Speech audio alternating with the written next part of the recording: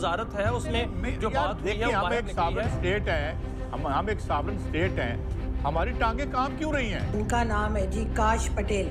जी हाँ, ये Indian origin के हैं और कहा यह जा रहा है कि नेक्स्ट सीईओ हो ये, यानी कि ये सीआईए के चीफ हो। एक शख्स जिसका नाम काश पटेल है, he is going to be the next CIA chief. If he is going to be the next CIA chief.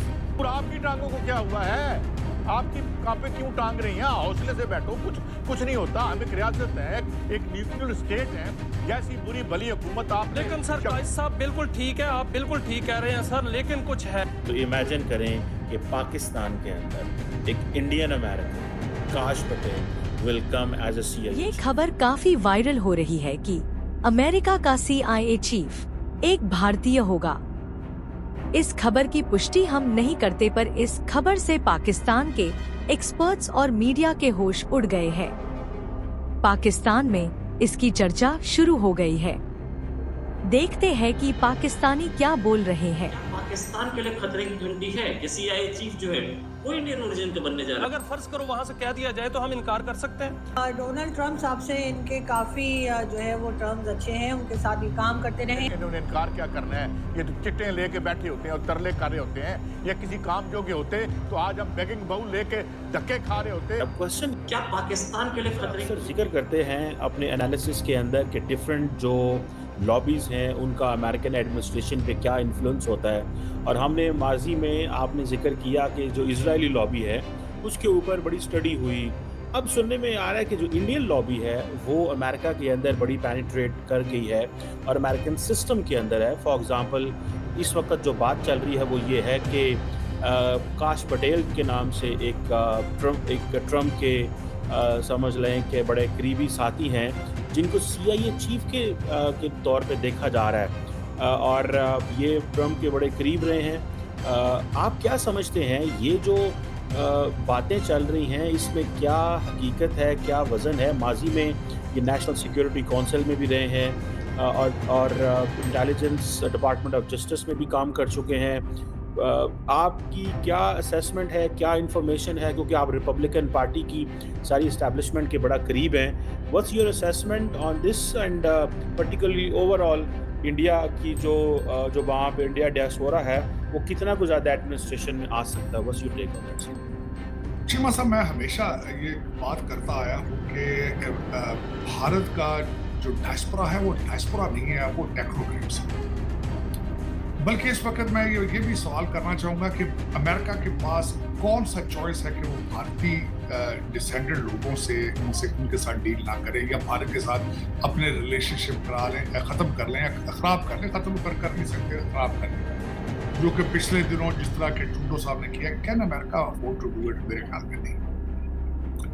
अब आप सिर्फ काश पटेल की बात नहीं कर रहे, हुज अ लॉयलिस्ट लफ्ज़ यहाँ पे आज इस्तेमाल सारा मीडिया कर रहा है काश पटेल के बारे में। He is a loyalist.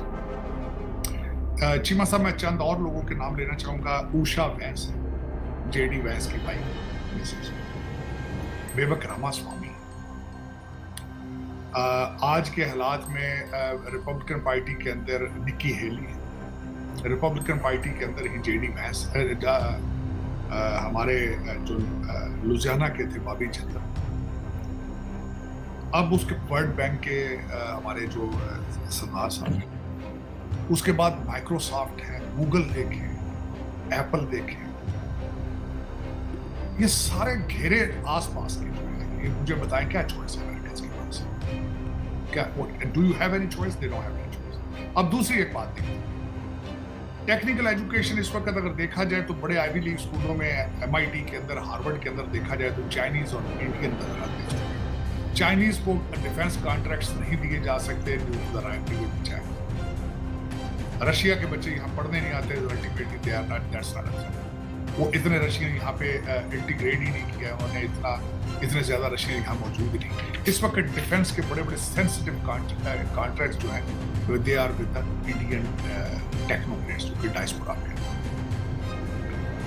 बल्कि मैं यहाँ तक कई दफा एक्सट्रीम में जाता हूँ कि अमेरिका को उस वक्त भारतीय टेक्नोक्रेट्स चला रहे हैं, क्योंकि अपने बच्चे इनके तालीम छोड़ चुके हैं, अमेरिकन बच्चे पढ़ना छोड़ चुके हैं। डोनाल्ड ट्रंप साहब ने पिछले अपने पहले 4 साल जो डोनाल्ड ट्रंप साहब का 1.0 था, उसके अंदर इन्होंने कई दफा आइडेंटिफाई किया था कि हम हमारे पास जो इनोवेशन की एक कुव्वत थी हम लूज करते जा रहे हैं, हमारे बच्चे मैथ में पीछे हैं दूसरी दुनिया में कंपेयर किए गए। बिल्कुल ठीक है, बिल्कुल ठीक थे। आज की हालात ये है, अगर गूगल करके आप देखेंगे फेडरल गवर्नमेंट ने कई जगहों से बैचलर डिग्री की रिक्वायरमेंट खत्म कर दी क्योंकि इन्हें बैचलर मिल ही नहीं रहा। मैं जिस स्टेट में बैठा हूँ, स्टेट ऑफ मैरीलैंड ने कई अपनी जो स्टेट की जॉब थी वहां से बैचलर की रिक्वायरमेंट कर इन्हें मिल गई।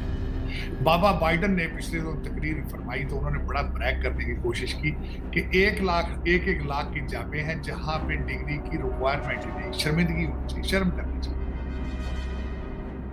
ये ब्रैक करने की बात नहीं, ये रोने की बात है। इस पे आपको रोना चाहिए, सितम ज़रीफ़ी करना चाहिए कि बाहर से लोग आके अब आपको जिंदा सिर्फ उन्हीं के इंटेलेक्ट में है।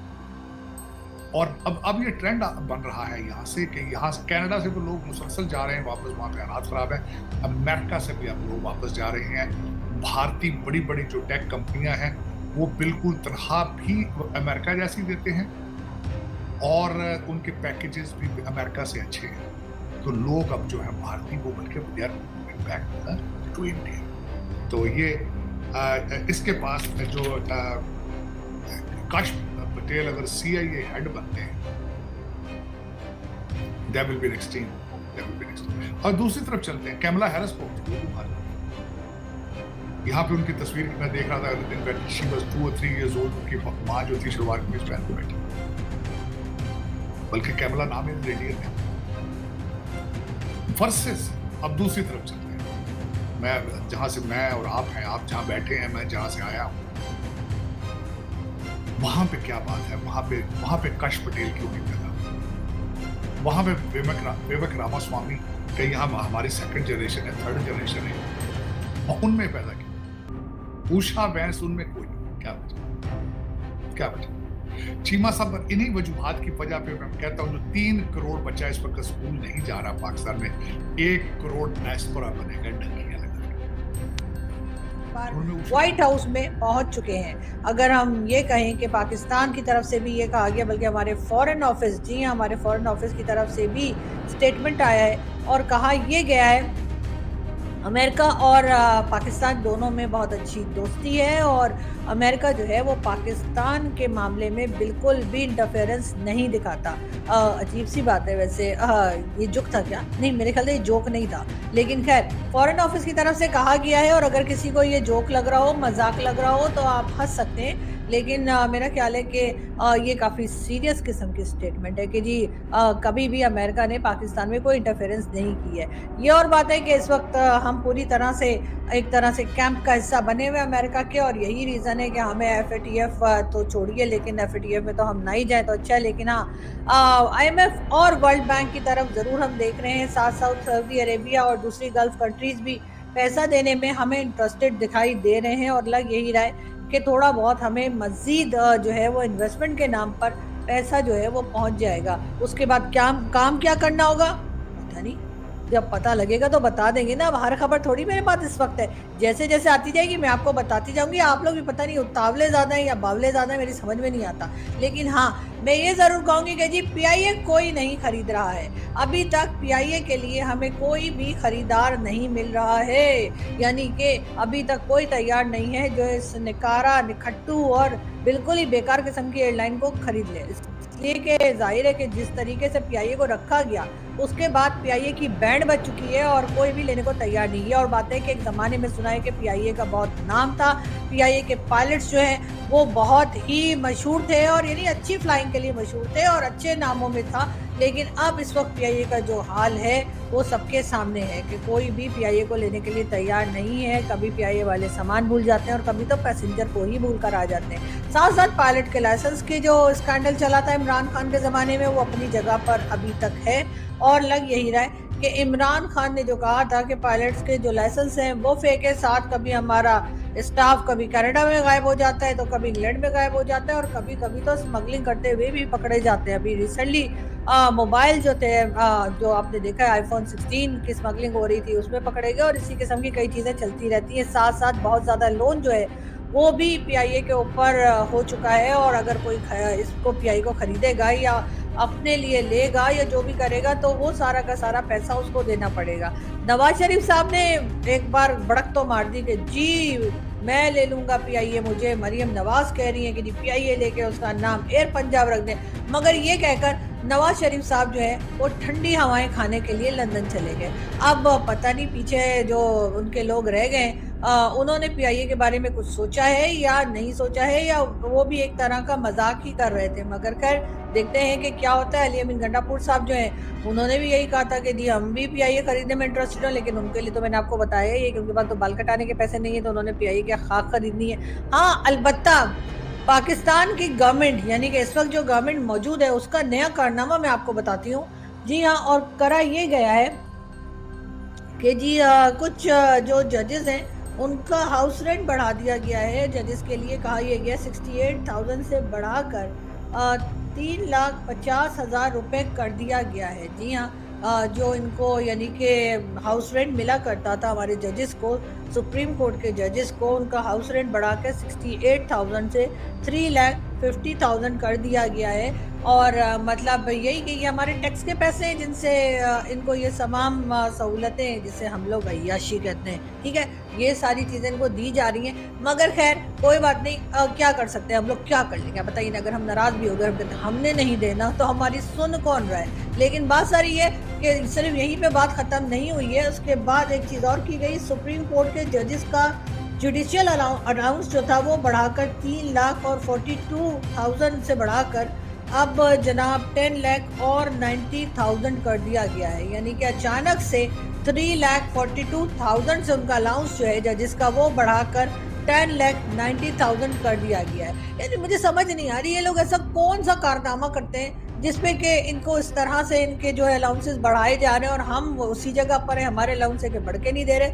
इसलिए कि हम तो जाहिर है कि एक तरह से प्राइवेट सेक्टर है या कह लीजिए कि आम सिटीजन है, लेकिन हमारी जो इस्टेब्लिशमेंट है सॉरी हमारी जो इस्टेब्लिशमेंट है, हमारी जो जजेस हैं या हमारे जो मिलिट्री के लोग होते हैं, इस्टेब्लिशमेंट के लोग होते हैं, उनके सही मज़े लगे हुए, वो सारी की सारी क्रीम जो है वो उठाकर वो खा लेते हैं और उसके बाद हम लोगों से कहते हैं ओ जी मुल्क को अगर बनाना है, आगे लेके जाना है तो आप लोगों को कुर्बानियाँ देनी पड़ेंगी। मतलब हर हाल में कुर्बानी हमने देनी है और मज़े इन्होंने लेने, यानी हमें तरानों के पीछे लगाकर खुद खजानों पर बैठ गए। ऐसा मैं नहीं करी, मैं नहीं कहती तो मैं क्यों कहूँगी, ऐसा लोग कहते हैं। और कुछ तो लोग कहेंगे, लोगों का काम है कहना, तो इसलिए बिल्कुल लोगों की बातों पे कान ना धरिए और लूटो ते फूटो वाला प्रोग्राम करते रहिए। लेकिन खैर अब ये खबर भी जी टीवी चैनल और सब जगह आ गई है कि इन लोगों के अलाउंसेस बढ़ा दिए गए। आप सोचे जिनको 3 लाख मिला करते थे उनको अचानक से 10 लाख मिलना शुरू हो जाएंगे और जी उसके बाद कहेंगे कि जी ये तो बहुत पाकिस्तान के लिए कुर्बानी दे रहे हैं।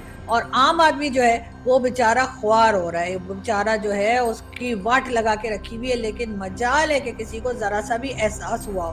बात हम करेंगे एक बार फिर डोनाल्ड ट्रंप साहब की, और लेकिन उससे पहले मैं ये भी बता दूं कि जी वो एक और बिल जो हमारा पास करवाया है पार्लियामेंट ने, जिसमें कि जितनी भी सर्विस चीफ्स हैं, जिसमें आर्मी चीफ भी हैं, नेवी के भी हैं, एयरफोर्स के भी हैं, तो जितने भी चीफ्स हैं उनकी जो मुलाजमत की जो एक ड्यूरेशन होती है, मुद्दत होती है, उसको जी उनका टेन्योर जो है वो 3 साल से 5 साल कर दिया।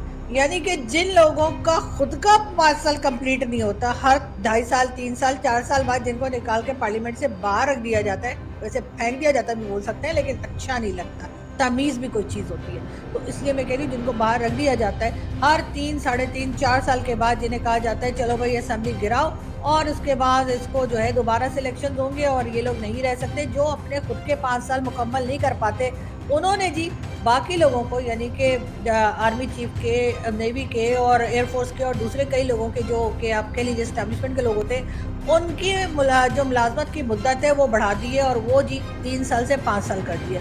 लेकिन अपने लिए भी कुछ कर लीजिए, इसलिए कि आप लोग अपने लिए तो 5 साल पूरे कर नहीं पाते हैं। आप एक मुझे गवर्नमेंट बता दीजिए जिसने 5 साल कंप्लीट किया हो, चाहे वो भुट्टो की हो, चाहे बेनज़ीर भुट्टो की हो, चाहे जुल्फ़िकार अली भुट्टो की हो, चाहे इमरान खान की हो, नवाज शरीफ साहब की गवर्नमेंट को एक बार नहीं 3 बार हटाया गया। यानी जब आते हैं नवाज शरीफ साहब, उनकी गवर्नमेंट का कोई ना कोई कांड खड़ा करके और उनको कह दिया जाता है चलो निकलो फुट इधर से। और उसके बाद कभी 3 साल, कभी 2.5 साल, कभी 4 साल के बाद जो है वो गवर्नमेंट जो है वो अपनी जो